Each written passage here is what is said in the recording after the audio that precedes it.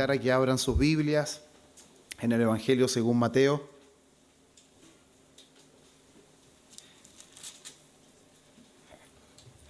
Yo dentro de todo este tiempo, hermanos, iba celebrando cada vez que avanzábamos un poco. Y ahora que llegamos al capítulo 10, le digo, Señor, ¿cómo lo hago para expresar tanto en tan pocos versículos?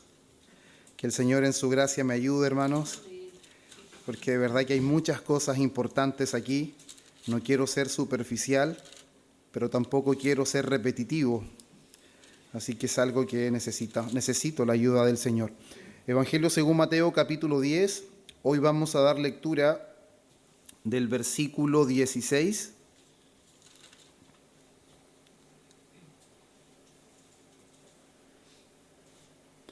hasta el versículo 22.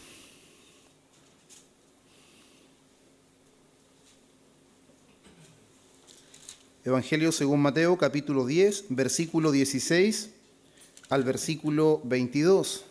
El versículo 23 tiene un grado de complejidad, hermanos, así que no lo vamos a incluir hoy en este sermón, porque si no los tendría hasta las 3 de la tarde y no sería tan conveniente. No sé si estarían dispuestos a estar tanto tiempo, ¿ya? Pero vamos a dejarlo con la ayuda del Señor para el próximo sermón, si Él así lo permite.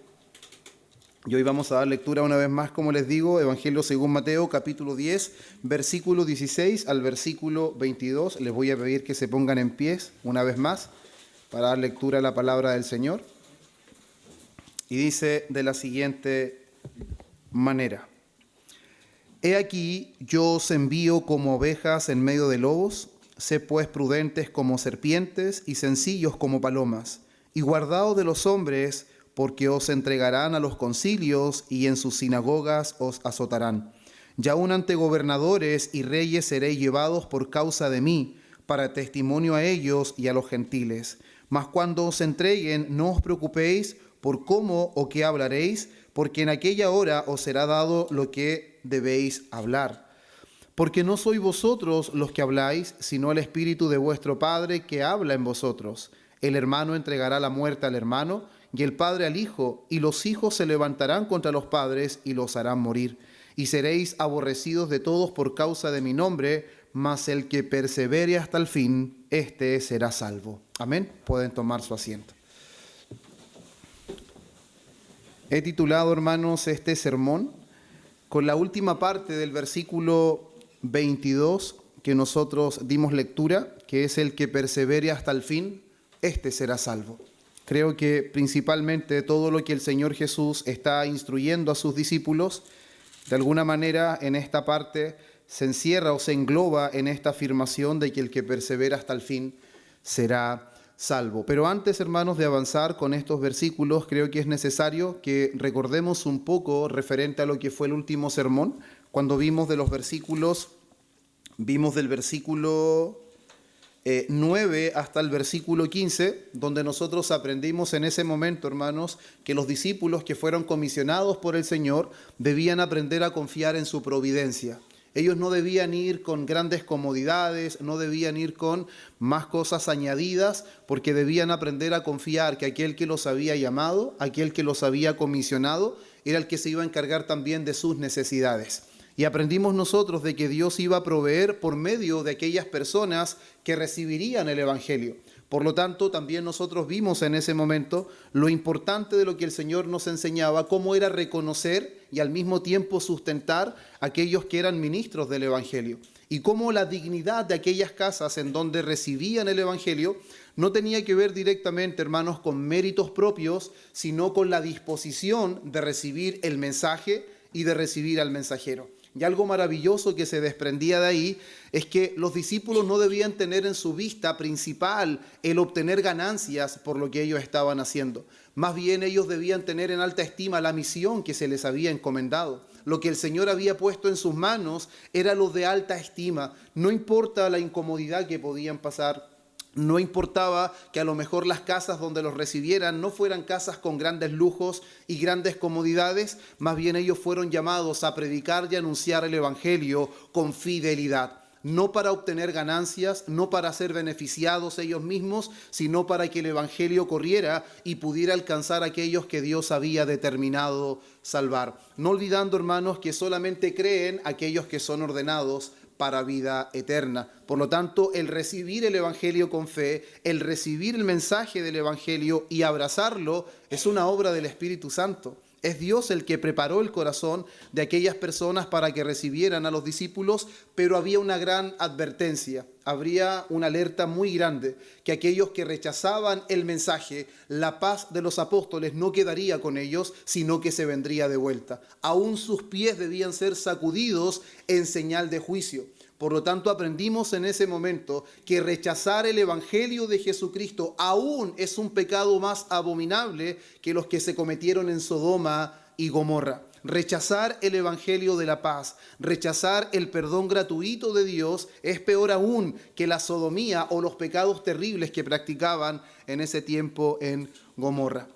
Y eso nos posiciona ahora de cómo el Señor Jesús sigue advirtiendo y comisionando a sus discípulos, dándoles a entender esta vez de que, o una vez más, de que la misión que Él les había encomendado no es una misión sencilla. En el versículo 16 dice de la siguiente manera: He aquí yo os envío como ovejas en medio de lobos. Esto ya lo habíamos citado en sermones anteriores para explicar de que aunque la labor parecía sencilla, ellos debían predicar el evangelio del reino, debían anunciar que el reino de los cielos se había acercado, pero sin embargo la dificultad era de que iban a hacerlo en medio de gran oposición.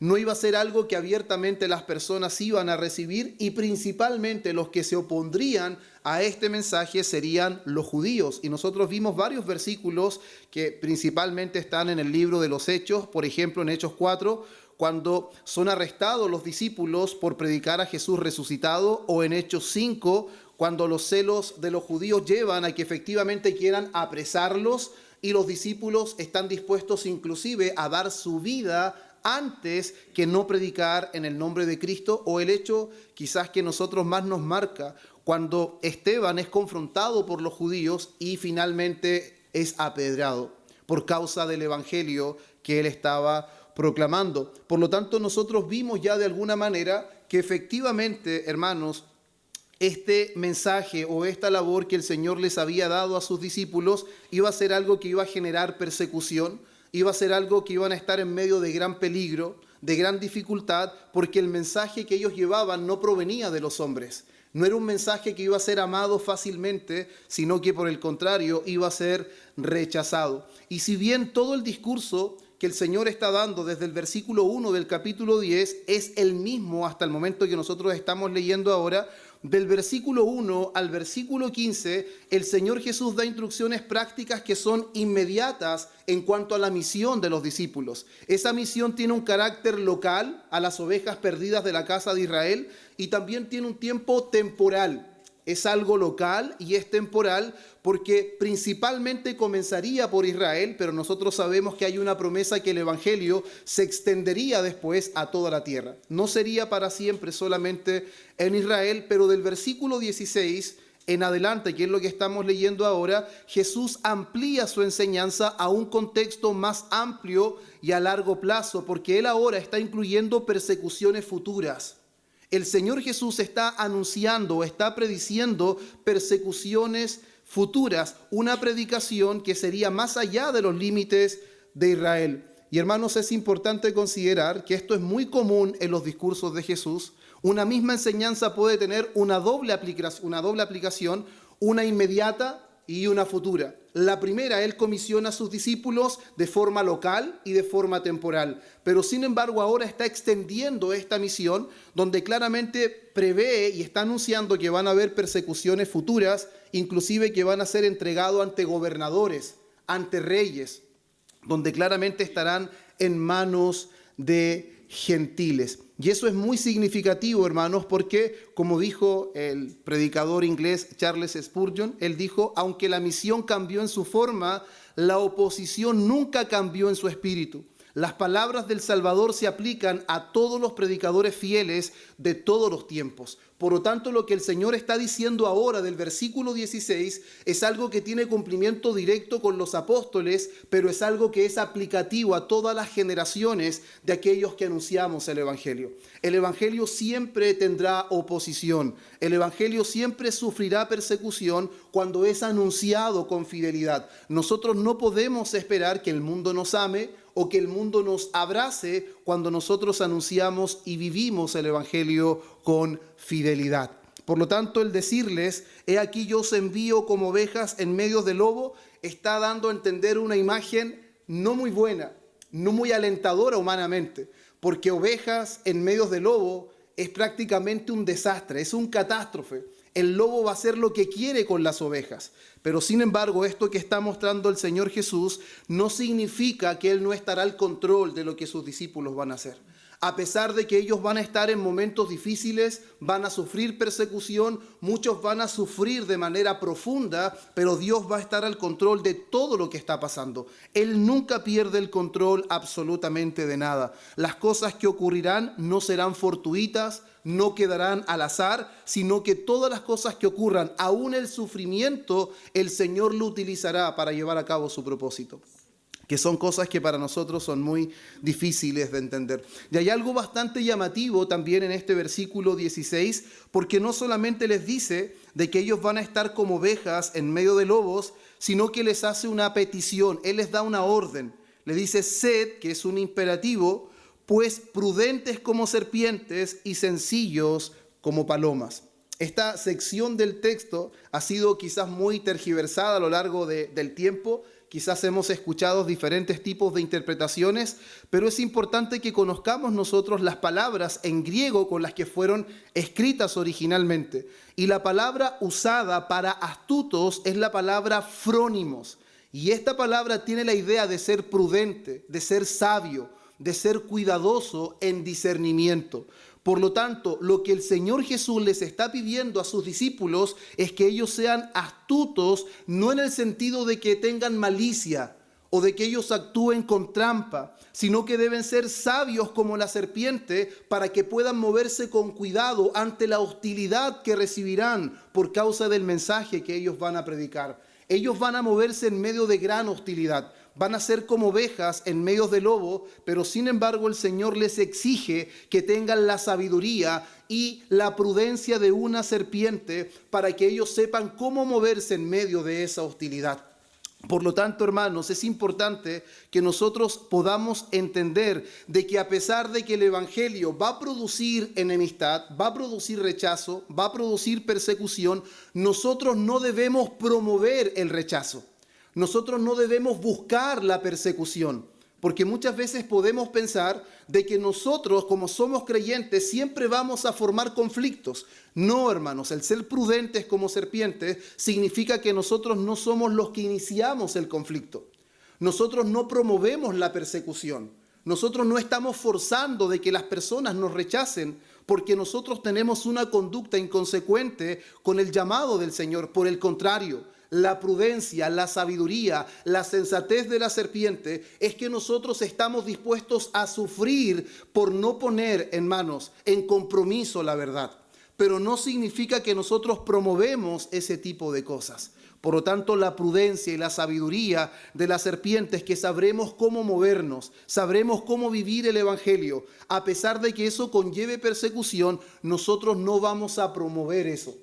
Me explico en un ejemplo más claro. Normalmente nosotros cuando entendemos grandes doctrinas, cuando nosotros comprendemos esos grandes misterios que están en las Escrituras, normalmente tenemos esa tendencia a querer compartirles a todos esas palabras o esas enseñanzas. Y normalmente eso genera conflicto, porque aquel que no entiende eso que nosotros estamos entendiendo se va a disgustar. Y va a pensar que simplemente nosotros vamos al choque y queremos mostrarle que tenemos un conocimiento superior. Hermanos, pero nosotros no debemos hacer eso nunca. Nosotros siempre debemos tener la intención de hacerles el bien a las personas, de llevarles el Evangelio con la intención de que sus vidas sean transformadas. Por eso no solamente dice ser astutos como serpientes, sino sencillos como palomas.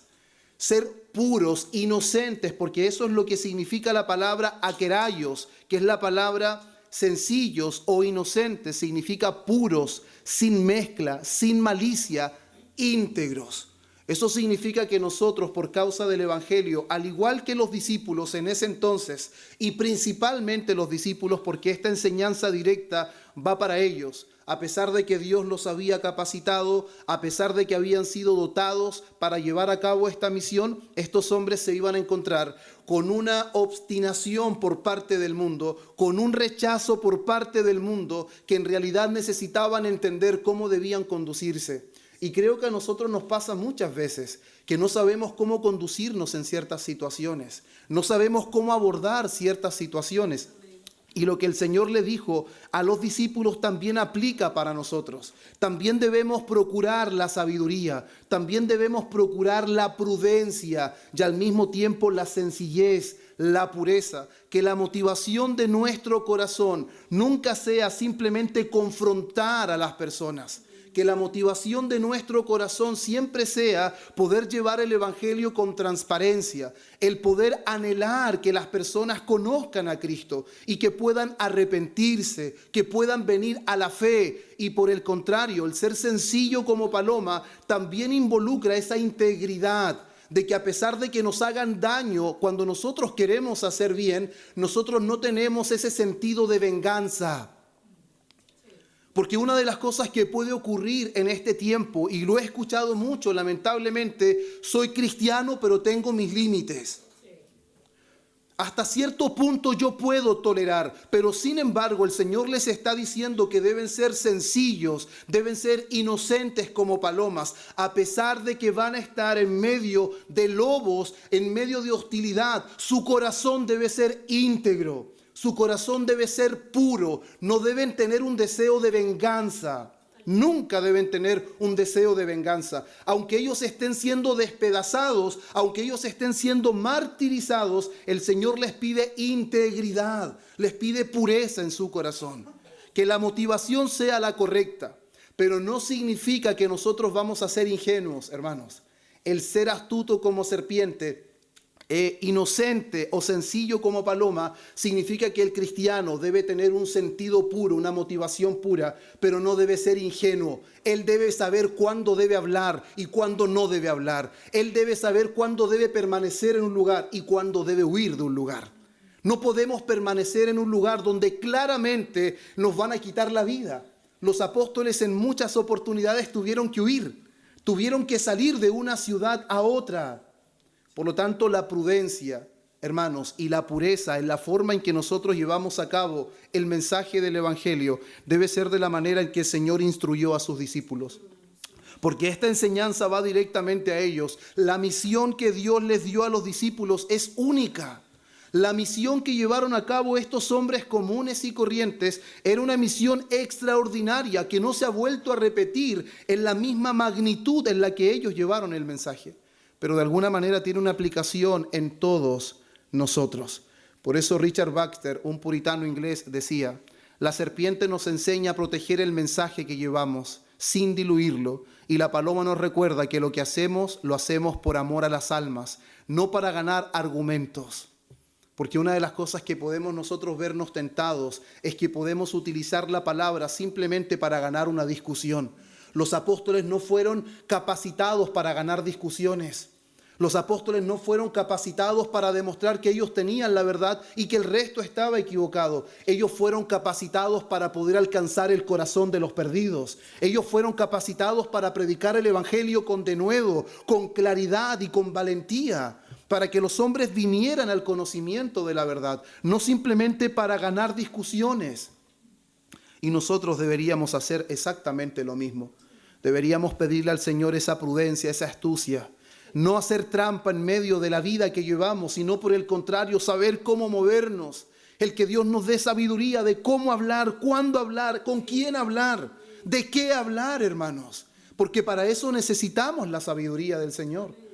Porque fácilmente nosotros podemos dañar a alguien y esa no fue la intención del Señor. Es que la verdad me hace libre, puede decir alguien. No, hermanos, la verdad que hace libre no es la suya, es Cristo la verdad. Cristo es la verdad que hace libres, no la nuestra.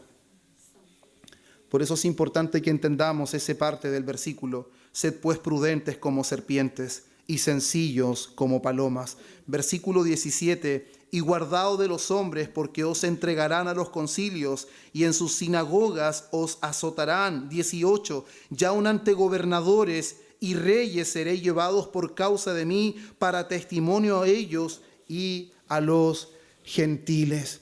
Por lo tanto, una de las cosas importantes que nosotros vemos aquí es que Él les está diciendo, pero cuídense de los hombres. Eso tiene directa relación con sean prudentes. No pueden exponerse al peligro sin que tenga sentido eso, hermanos. Eso les está diciendo, no busquen el peligro de manera que ustedes tienen la posibilidad de evitarlos. Debemos ser sabios, no podemos buscar el conflicto, no podemos buscar el peligro si el peligro no viene a nosotros. Los discípulos fueron comisionados para que ellos anunciaran la verdad, aún en medio de peligro. Pero nunca les dijeron que predicaran el evangelio buscando el peligro cuando el peligro no estaba presente. Y nosotros también en ese sentido somos llamados a vivir la vida que Dios ha llamado, pero no somos llamados a buscar cosas que son innecesarias. No debemos buscar el peligro nosotros mismos, no debemos buscar el conflicto por nosotros mismos. Hoy día, hermanos, es muy lamentable ver cómo muchas personas solo buscan conversar con otras para generar conflicto. Pero nosotros en ningún momento hemos sido llamados para generar conflictos. Los apóstoles nunca buscaron el conflicto los buscaba a ellos. La persecución los buscaba a ellos por causa de la fidelidad del mensaje. Entonces les dice, pero cuídense de los hombres. ¿Y por qué deben cuidarse? Porque los hombres no estarán con los brazos abiertos para abrazarlos y besarlos por causa del mensaje, porque esos hombres los entregarán a los tribunales, esos hombres los azotarán en sus sinagogas y hasta serán llevados delante de gobernadores y reyes por mi causa como un testimonio a ellos y a los gentiles. La palabra testimonio que se menciona cuando dice como un testimonio a ellos es la palabra martirium, que se utiliza para nuestro término mártir. Por lo tanto, el sufrimiento de los discípulos, el escarnio de los discípulos, la persecución de los discípulos los iba a llevar inclusive a estar en manos de hombres importantes, de reyes, de gobernadores. Y eso no iba a ser simplemente por la obstinación del corazón de los discípulos, sino por mi causa, dijo Cristo. Por causa de su nombre, por causa de su evangelio, los discípulos enfrentarían situaciones muy complejas, enfrentarían sufrimiento, escarnio, dolor, azotes, hermanos. Por causa del nombre de Cristo, aún sus cuerpos experimentarían gran dolor y gran aflicción. Pero sin embargo, el Señor Jesús dijo que todo esto sería por su causa y todo esto estaría bajo su control porque sería como testimonio a ellos y a los gentiles.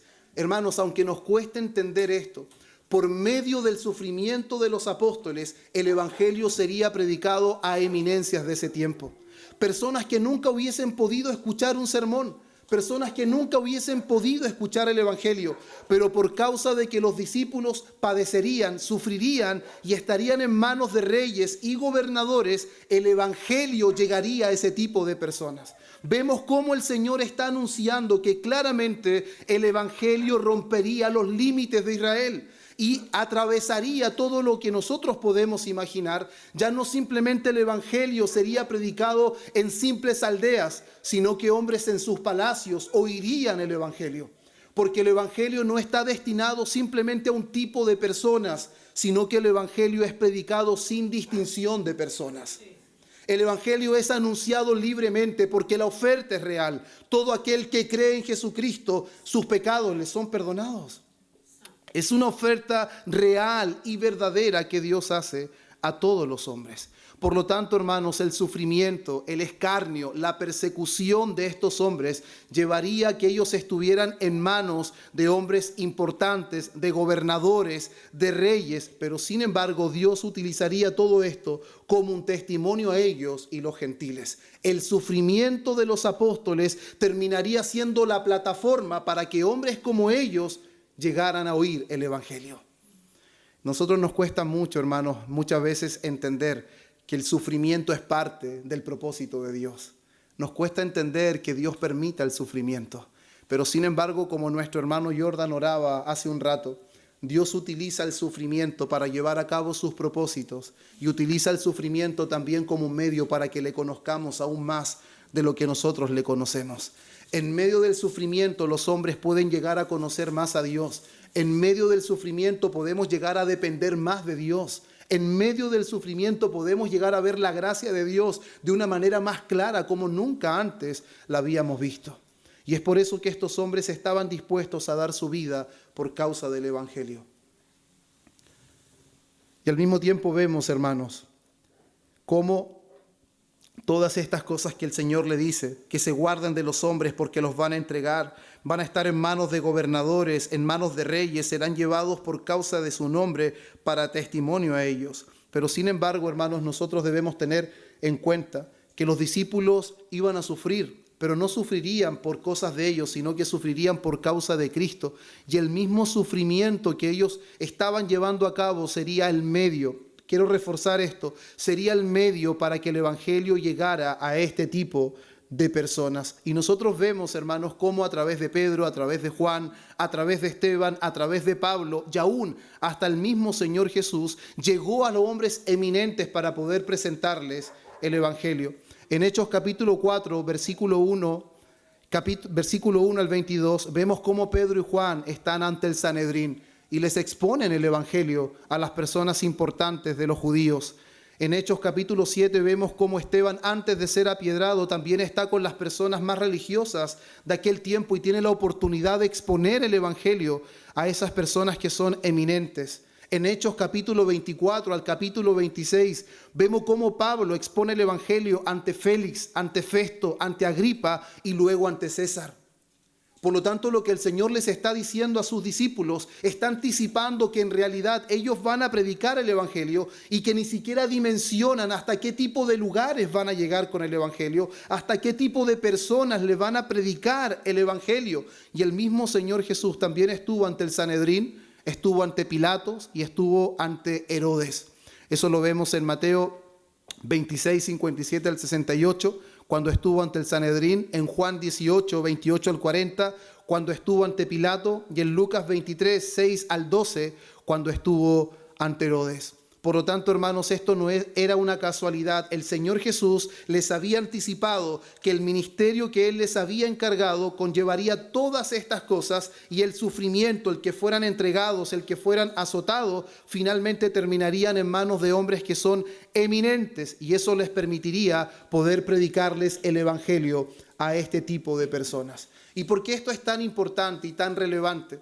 Porque una de las cosas que nosotros podríamos pensar es cómo le presentamos el Evangelio a personas tan entendidas, a personas tan relevantes. Cómo le predicamos el Evangelio a gobernadores. Cómo le presentamos el Evangelio a reyes, a personas que son intelectuales. Nosotros muchas veces podemos llegar a pensar de que el Evangelio se trata de una capacidad mental, de una capacidad intelectual. Pero mire, el Señor se anticipa quizás a los cuestionamientos de sus discípulos. ¿Y cómo voy a hacer esto? ¿Y cómo voy a hacer esto otro? Es muy similar a lo que sucede con Moisés. Cuando Moisés dice, ¿y cómo me voy a presentar? ¿Cómo voy a hablar? Si él es tardo para hablar. Él no es un hombre quizás muy bueno en las palabras, está diciendo, pero el Señor no reconoce eso y no hace sentido a lo que dice Moisés, sino que Dios directamente le dice que Él es el que va a ir delante de Moisés y Él va a preparar a su hermano para que vaya también junto a Moisés. O Jeremías cuando dice, pero yo soy un niño, no me digas que eres un niño. Y ahora los discípulos van a tener que ir a predicar el Evangelio en medio de gran oposición, en medio de gran tribulación, en medio de gran dolor, y aún más serán entregados a los gobernantes, en los reyes, y ellos quizás no sabrán qué hacer en ese momento. No sabrán cómo enfrentar esa situación de poder presentar el Evangelio mientras estén siendo azotados. ¿Cómo van a presentar el Evangelio cuando estén en manos de los reyes que tienen poder para quitarles la vida? ¿Cómo van a hacerlos para presentarles el Evangelio? Pero el Señor Jesús no los deja con esta incertidumbre. Versículo 19. Dice, mas cuando os entreguen, no os preocupéis por cómo hablaréis o qué hablaréis, porque en aquella hora os será dado lo que habéis de hablar. Qué maravilloso, hermanos. la promesa que el Señor hace de que el Espíritu Santo los asistirá en ese momento oportuno.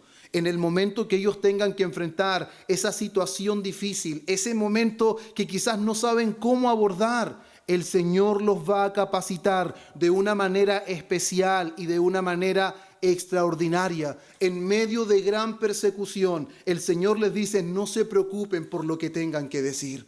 No se preocupen por lo que tengan que hablar en ese momento, que tengan que enfrentar situaciones ante gobernantes, ante reyes. No les debe generar mayor preocupación, porque el Espíritu de Dios, el Espíritu Santo, les dirá lo que tienen que hablar en ese momento. No serán ustedes los que hablarán, sino el Espíritu de mi Padre será el que hablará en ustedes. Por lo tanto, en ese mismo momento, en donde está anunciando un panorama más o menos complejo, ¿se imaginan nosotros siendo comisionados ahí?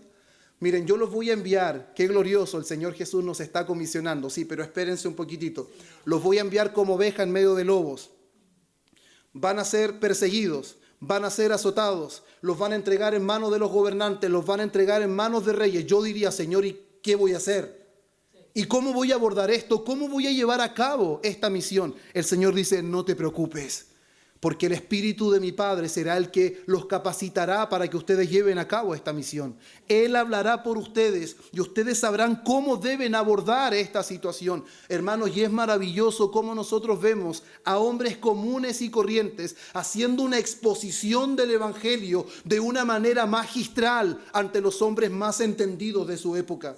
¿Saben por qué apedrearon a Esteban? Porque la gracia del Señor a través de él era tan extraordinaria que no toleraban escucharlo. Los hombres más entendidos no soportaban la gracia de Dios en la vida de Esteban. Lo mismo pasaba con el apóstol Pablo cuando hacía defensa del Evangelio. Y cuando él hacía defensa del Evangelio, no hacía uso de su gran intelecto, sino que él predicaba a Cristo y a este crucificado. Esa era la elocuencia de su mensaje, esa era la profundidad del mensaje que él predicaba. Por lo tanto, es de gran consuelo que nosotros entendamos, hermanos, que en medio de gran dificultad, que en medio de gran persecución, los apóstoles eran capacitados por el Espíritu Santo para hacer defensa del Evangelio. Esto no significa, hermanos, que nosotros debemos ser pasivos en nuestro estudio. Esto no significa que yo cada domingo no voy a preparar el sermón porque el Espíritu Santo va a hablar por mí al momento que me pare en el púlpito. No, esto no significa que tenga la responsabilidad de prepararme, de estudiar y poder estructurar un sermón para traerlo el día domingo, sino que se está refiriendo directamente a los apóstoles. Ellos no tendrían tiempo para preparar una defensa, no tendrían tiempo para elaborar un sermón, para estar ante los reyes o los gobernadores. No se preocupen, porque el Espíritu los guiará. El Espíritu hablará por ustedes. Y eso no solamente se aplicó a ellos en ese entonces, a todos los hombres que Dios ha llamado a lo largo de la historia y que han ido a misionar a lugares que uno ni siquiera se imagina. Estoy seguro que el Señor los ha usado de una manera extraordinaria, como ni siquiera ellos imaginaron jamás, hermanos. Y de hecho hasta nosotros mismos en algún momento hemos experimentado, cuando quizás no hemos tenido el tiempo suficiente para prepararnos, y el Señor por gracia nos usa. El Señor por gracia nos mueve para poder hacer una defensa o una presentación del Evangelio. Por lo tanto, eso nos trae consuelo también a nosotros. Me imagino a los discípulos cómo se consolaron en que el Espíritu los capacitaría para llevar a cabo todo ese trabajo que ellos debían hacer. Leamos el versículo 20. Dice: porque no sois vosotros los que habláis, sino el Espíritu de vuestro Padre que habla en vosotros.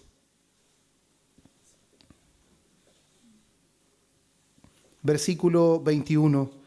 El hermano entregará la muerte al hermano, y el padre al hijo, y los hijos se levantarán contra los padres, y los harán morir. Y seréis aborrecidos de todos por causa de mi nombre, mas el que persevere hasta el fin, éste será salvo. Si algo vemos aquí, hermanos, es cómo el Señor ahora intensifica la dificultad de la labor que ellos van a hacer.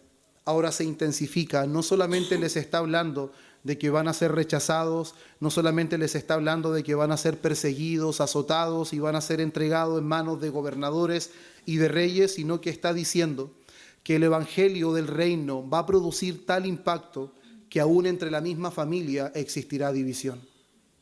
que aún entre los seres más queridos habrá distanciamiento por causa de la verdad, porque el Evangelio, hermanos, es la verdad del reino de Dios. Cuando el Evangelio es anunciado con fidelidad, produce tal impacto que aún traerá división, incluso entre los más cercanos. A nosotros muchas veces nos cuesta entender esto, pero sin embargo el Señor les está advirtiendo. A tal punto producirá impacto en el corazón de muchos el Evangelio, que aún hasta las relaciones más íntimas se verán afectadas. Por causa del Evangelio, aún el hermano entregará al hermano, el padre entregará al hijo, y no solamente lo entregará, aún le dará muerte, dice. A tal punto el corazón del hombre puede rechazar el Evangelio que aún puede entregar a la muerte a un propio familiar por causa de Cristo. Porque recuerden que no es por sí mismo, sino que es por la causa de Cristo. El Evangelio producirá impacto, es lo que le está diciendo el Señor a sus discípulos. Los lazos naturales se romperán por causa de Cristo y eso es parte del costo del discipulado. Hermanos, y es precioso el poder contemplar cómo el Señor les está anticipando. El Señor nunca les mintió a los discípulos. Nunca les dijo de que su camino iba a ser un camino sencillo, un camino de glamour o un camino donde iban a ser muy recibidos. Él siempre les habló de que su camino iba a ser un camino angosto, iba a ser un camino con dificultad, iba a conllevar dolor, iba a conllevar sufrimiento. Pero sin embargo ellos debían ir y anunciar el Evangelio, porque aún en medio de eso Dios iba a permitir también gozo en sus corazones. Yo estoy seguro, y lo puedo ver en el corazón de los apóstoles, sobre todo en el corazón del apóstol Pablo, que tiene más epístolas, que ni todo el sufrimiento que él tenía por causa del Evangelio se comparaba por el gozo cuando veía que un hombre aceptaba a Cristo. Cuando él veía que todo su sufrimiento tenía un sentido, cuando él veía que a pesar de todo lo que él podía padecer, eso Dios lo usaba para alcanzar a aquellos que él había determinado salvar, ese gozo era indescriptible. Por eso, hermanos, es importante que nosotros comprendamos que seguir a Cristo tiene un costo real. Seguir a Cristo no es algo que nosotros podemos hoy día pensarlo y tomarlo y mañana abandonarlo. Cristo les dejó muy claro que en realidad seguirle a Él, obedecer sus mandamientos, iba a conllevar aún división entre los lazos más cercanos. Él les advierte que la fidelidad a Él puede costar inclusive las relaciones familiares. Ese es el alto costo del llamado al discipulado. Versículo 22, seréis aborrecidos de todos.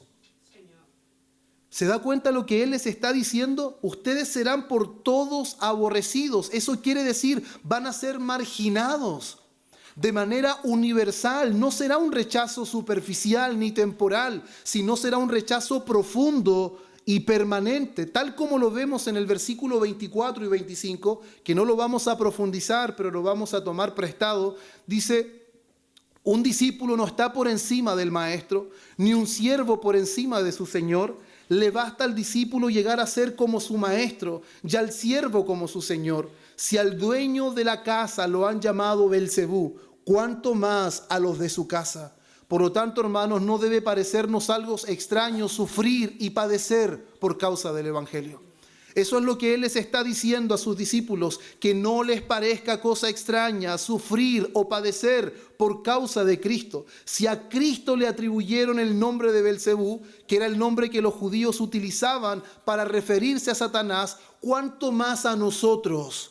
¿Cuánto más a sus discípulos? Por lo cual esperar que el mundo nos trate mejor que a Cristo es una insensatez de nuestra parte. El mundo no nos va a tratar mejor que a Cristo. Eso no va a ser una realidad. De hecho, lo vemos claramente en Juan capítulo 15, versículo 18 hasta el 20. Voy a parafrasear solo una parte. Dice, si el mundo os aborrece, sabed que a mí me aborreció antes que a vosotros. Primera de Pedro 4, 13 al 14. Gozaos por cuanto sois participantes de los padecimientos de Cristo. Hebreos 12:3. Considerad aquel que sufrió tal contradicción de pecadores. Por lo tanto, hermanos, Jesús no oculta el costo del discipulado. Él no les está mintiendo, Él no les está diciendo algo que en realidad no es. Él les está hablando cómo será su camino y no les oculta el precio y el costo del discipulado. Pero los anima diciendo de que ser tratados de esa manera es una prueba de que realmente le pertenecemos. Cuando nosotros vivimos el Evangelio con fidelidad, y estamos dispuestos a sufrir, no porque buscamos el momento de conflicto, no porque provocamos el conflicto, sino porque es por causa de Cristo, por causa del Evangelio, es una prueba de que realmente nosotros le pertenecemos. Por lo tanto, hermanos, todo este escenario de tribulación, todo este escenario de persecución, todo este escenario de turbulencia, porque por llevar el mensaje del Evangelio, hermanos, en realidad les va a costar la vida, les va a costar sufrimiento por anunciar la palabra del Señor, al igual que los profetas del Antiguo Testamento. ¿Cuántas veces a los profetas los encerraban con pan de angustia? ¿Cuántas veces estaban echados en cisternas? Hombres no querían escucharlos. ¿Por qué? Porque claramente no querían oír la voz del Señor. No querían oír la voz del Señor, y el corazón de los hombres rechaza continuamente la voz del Señor, y sus discípulos debían saber de que a ellos les esperaba absolutamente lo mismo. Su camino no iba a ser diferente, iba a haber rechazo, iba a haber todo este tipo de cosas que en realidad nosotros no queremos que estén en nuestro camino. ¿O acaso, hermanos, nosotros esperamos de que cuando presentamos el Evangelio nos rechacen? ¿Alguien espera ser rechazado cuando presenta el Evangelio? Nadie espera ser rechazados. Todos queremos que las personas vengan. Cuando salimos a evangelizar, anhelamos que las personas reciban el Evangelio. Pero les decimos que somos cristianos y es suficiente para que digan que no tienen tiempo. Es suficiente para que no quieran seguir la conversación. Es suficiente para eso. En mi trabajo muchas veces he hablado con personas y he visto cómo Dios ha obrado en el corazón y han recibido el Evangelio. Pero también muchas veces me han dicho, no quiero que nunca más me hables de eso. Por favor, remítase solamente al trabajo y no me hable más de eso. Y he experimentado un rechazo en la propia cara, hermanos. Y me duele el corazón. Y sin embargo, uno podría decir, perfecto, esta persona está bajo mi cargo. Yo quizás ahora podría intervenir. No, sé puro, sé sencillo como paloma. No albergue sentido de venganza. Que el anhelo porque esa persona se convierta permanezca intacto. Permanezca intacto, porque si alguien pudo tener sentido de venganza, si alguien pudo haber despreciado nuestra vida, fue el Señor, hermanos. Si alguien en realidad debió rechazarnos completamente, fue Él, por la obstinación de nuestro corazón. Por lo tanto, la prudencia que Él nos llama es que nosotros sepamos cómo movilizarnos dentro de la hostilidad, pero Él nunca nos permite que nuestro corazón se llene de odio. Él nunca nos permite que la venganza sea parte de nuestros sentimientos. Siempre debemos anhelar la salvación de los perdidos. Siempre debemos anhelar el bienestar, aún de aquellos que nos hacen mal. Nunca debemos ser vencidos de lo malo, sino que lo malo debemos vencerlo haciendo el bien.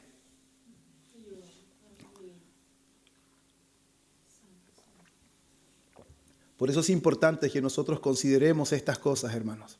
Y no podemos pensar que directamente el camino del creyente es un camino sencillo, que es un camino sin turbulencias, que es un camino sin dificultades, porque el Señor no lo pudo haber dejado más claro. Yo los voy a enviar como oveja en medio de lobos. Ustedes van a ser entregados, ustedes van a ser azotados, pero sin embargo esto será para testimonio de ellos y testimonio de los gentiles. ¿Qué, Señor? ¿Me vas a hacer sufrir? ¿Me van a azotar? ¿Voy a ser perseguido solamente para que el Evangelio llegue a personas que lo van a rechazar? ¿A personas que no van a querer nada? Hermanos, nuestras vidas están en manos del Señor. Él puede hacer con nosotros lo que Él quiera. Si Él ha determinado que nuestro sufrimiento, Él es glorificado, que sea glorificado por medio de nuestro sufrimiento. Si vamos a enfrentar dificultades en la vida y por causa de esas dificultades Dios va a llamar a otras personas, hermanos, gloria a Dios por eso. Gloria a Dios por eso, pero nosotros no promovemos las discusiones, no promovemos los momentos conflictivos, nosotros anhelamos la salvación de los perdidos, anhelamos la conversión de aquellos que están completamente perdidos. ¿Y por qué todo este escenario es tan importante lo que el Señor le plantea hasta llegar el versículo 22, cuando dice, y seréis aborrecidos de todos por causa de mi nombre, mas el que persevere hasta el fin, este será salvo. ¿Por qué es tan importante todo lo que hablamos anteriormente, que intenté resumirlo todo lo que pude? Porque la promesa de salvación siempre está ligada a la perseverancia. Siempre. La salvación siempre está ligada a la perseverancia. Escuche esto. No es suficiente comenzar bien. Hay que continuar fiel hasta el fin. El Señor les advirtió el camino que iban a vivir para darles a entender que la fe que Él ha puesto en sus corazones estará dispuesto a hacerse camino aún donde no lo hay. Estarán dispuestos a sobreponerse aún a momentos muy difíciles en su vida, porque la fe que Dios ha puesto en el corazón de sus hijos no se da por vencida. La fe que Dios ha puesto en el corazón de sus hijos es una fe que persevera. Por eso este versículo no enseña, hermanos, que la salvación depende de nuestras fuerzas y que la salvación depende de que nosotros perseveremos, sino que da evidencia de que la verdadera salvación es una salvación que persevera, porque Dios mismo garantiza la perseverancia de sus santos. Mire lo que dice Jeremías 32:40. Jeremías 32:40, hablando de la promesa del nuevo pacto, de ese pacto eterno que Dios haría. 32:40 dice: y haré con ellos pacto eterno, que no me volveré atrás de hacerles bien, y pondré mi temor en el corazón de ellos, para que no se aparten de mí.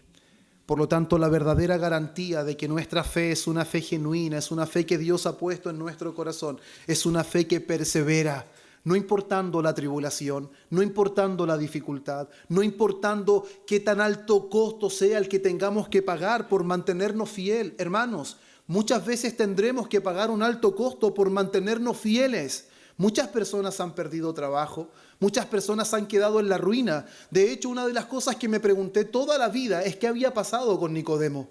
Toda la vida me pregunté, porque vi que ese hombre de alguna manera estaba siendo impactado por el Evangelio, estaba siendo impactado por las cosas que Jesús hacía. Claramente él es inquietado. Y en Juan 3 vemos que él viene a Jesús de noche. Principalmente creemos, no lo dice el texto, que él tuvo miedo de ir de día para que los demás lo pudieran ver. Pero sin embargo la inquietud de su corazón ya existía. Ya él va al Señor de noche y le dice: Rabí, sabemos que has venido de Dios, porque ninguno podría hacer las obras que tú haces si Dios no está con él. Y sabemos todo lo que él le dice, que es necesario nacer de nuevo. Pero sin embargo vemos a un hombre religioso siendo inquietado por la palabra. Pero sin embargo más adelante también lo vemos junto a José de Arimatea, buscando el cuerpo del Señor Jesús. Y cuando yo lo veo yendo a él de noche y después lo veo buscando el cuerpo del Señor Jesús, me nace una pregunta: ¿qué habrá pasado con este hombre? Y la Biblia no relata eso. Y uno tiene que remitirse a historias judías. Y Flavio Josefo es un historiador judío muy reconocido. Y él relata que la historia argumenta que Nicodemo no soportó más vivir en la religiosidad y finalmente estuvo dispuesto a entregar toda su dignidad en cuanto a su reputación, entregó todos sus privilegios y ya no vivió como un hombre prominente, sino que vivió pobre todos los días de su vida por causa de seguir a Cristo. Vivió pobre, estuvo dispuesto a dejar toda su comodidad por causa del Evangelio, porque la verdadera fe que Dios pone en el corazón no pone la mira en las cosas de esta vida, sino que su objetivo es Cristo. Su objetivo solamente es Cristo, hermanos. Y eso lo vemos también en la vida de Job.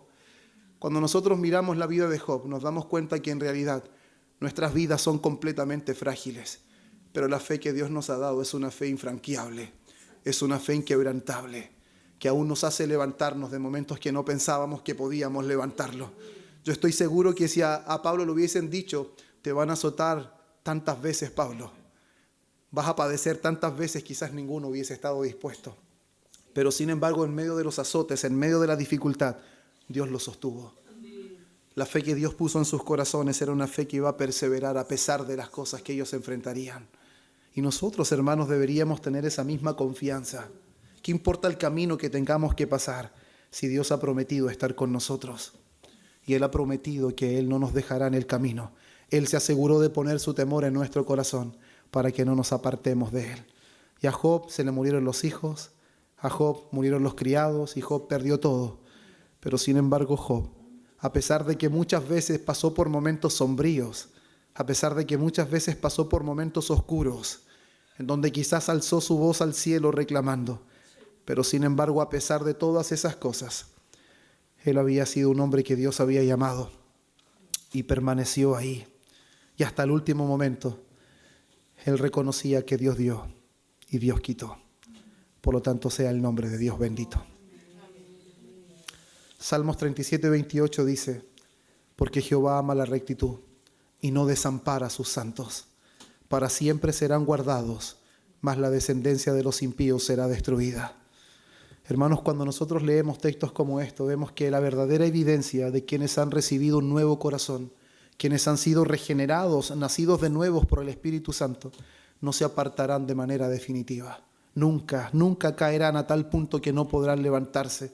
No importa cuántas veces pasemos por dificultades, por momentos críticos en nuestra vida, así como los discípulos tuvieron que enfrentar situaciones muy adversas, muy complejas, naufragios, ayunos involuntarios, momentos entre falsos hermanos, azotados. Las muertes de los discípulos muestran que en realidad la fe que Dios había puesto en sus corazones era una fe que no nacía de ellos, era una fe que provenía del Señor.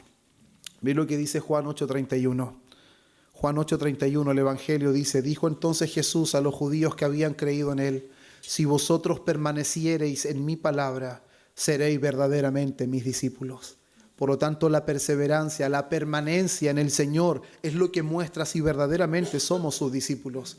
Hermanos, lo que va a evidenciar si nosotros en realidad somos de Dios y si Dios hizo una obra de regeneración en nuestro corazón, no es como empezamos, es como terminamos. ¿Escuchó eso?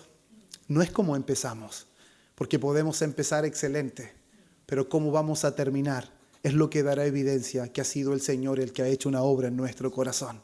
Porque cuando es parte de nuestra humanidad, en algún momento se termina, en algún momento se acaba, y en algún momento dejamos esas cosas que nosotros quizás con tanto énfasis y con tanto ímpetu en algún momento dijimos. Pero sin embargo, lo que dará evidencia de que Dios hizo una obra gloriosa en nuestro corazón es que vamos a perseverar hasta el último momento. No será algo de un par de años, no será algo solamente de un momento, sino que será hasta el último suspiro que demos en nuestra vida. Eso dice 1 de Juan 2:19. Salieron de nosotros, pero no eran de nosotros, porque si hubiesen sido de nosotros, habrían permanecido con nosotros. Pero salieron para que se manifieste que no todos son de nosotros. Y mire lo que dice Apocalipsis 2:10. Sé fiel hasta la muerte, y yo te daré la corona de vida. Por lo tanto, claramente, hermanos, toda esta enseñanza, toda esta comisión que el Señor está haciendo de los discípulos, tiene un cumplimiento directo en ello. Ellos llevarían a cabo esta misión, ellos serían los hombres que Dios utilizaría de una manera extraordinaria, aún en medio de todo el sufrimiento, aún en medio de toda la tribulación que ellos vivieran, pero sin embargo también tiene aplicaciones para nosotros. Nosotros también hemos sido llamados y comisionados por el Señor. Nosotros también estamos en medio de un mundo caído, también estamos en medio de un mundo que no ama el Evangelio naturalmente, que lo rechaza, y necesitamos nosotros albergarnos y refugiarnos en la promesa del Señor, que Él estará con nosotros, que Él nos capacitará, que Él nos ayudará para enfrentar situaciones difíciles, inclusive cuando eso nos lleve a estar en división con nuestra propia familia, porque el amor al Señor está por encima del amor a nuestra familia más cercana. La obediencia al Señor está aún por encima de nuestra propia vida, hermanos.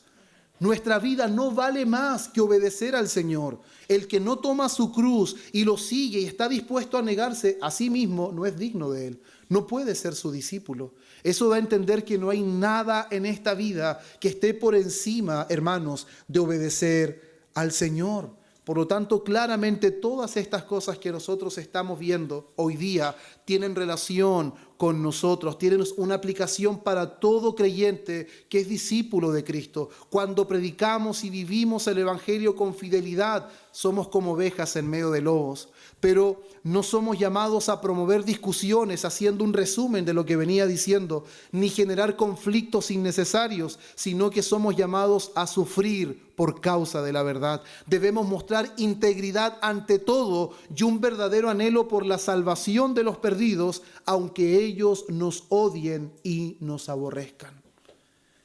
Nada sencillo lo que el Señor le decía a los apóstoles. No podemos ver como cosa extraña cuando padecemos por causa de la verdad, porque es el resultado natural de seguir a Cristo, hermanos. El mundo nunca nos amará.